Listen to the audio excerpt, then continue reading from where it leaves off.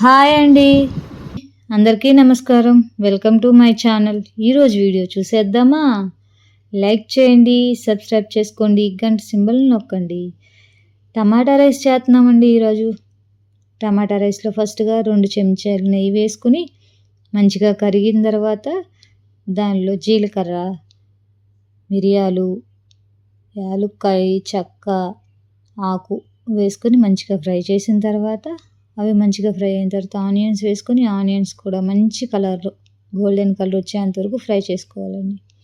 అవి ఫ్రై అవుతూ ఉన్నప్పుడు మంచిగా టమాటాలు కూడా వేసుకొని టమాటాలు కూడా మంచిగా మగ్గబెట్టుకోవాలి. టమాటాలు మంచిగా మగ్గాలి. టమాటా ముక్క కనిపించకుండా మగ్గించుకుంటే టమాటాలో ఉన్న టేస్ట్ అంతా రైస్ వస్తుంది అన్నమాట. అల్లం వెల్లుల్లి పేస్ట్ కూడా వేసుకుని టమాటాలు మగ్గబెట్టుకుంటూ ఉండాలి. పుదీనా, కొత్తిమీర కూడా వేసుకుని మగ్గబెట్టాలి. ఇంకా వీటిలో పచ్చిమిరపకాయలు కూడా వేసుకోవాలండి.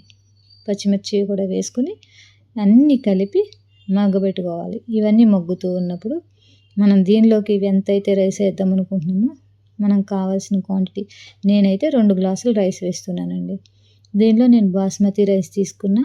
అదైతే కొంచెం టేస్ట్గా ఉంటుంది, మా పిల్లలకి ఇష్టంగా ఉంటుంది. అందుకని నేను 2 గ్లాసులు బాస్మతి రైస్ తీసుకుని ఇవి మంచిగా కడుక్కొని పక్కన పెట్టుకుంటున్నానండి. ఇప్పుడు ఈ బియ్యం కడుక్కొని నానబెట్టుకునేటప్పటికి టమాటాలు చక్కగా మగ్గిపోయినాయండి. 2 గ్లాసులు బియ్యం తీసుకున్నాను కదా, దానికి సరిపడగా 4 గ్లాసులు వాటర్ పోసుకుంటున్నా.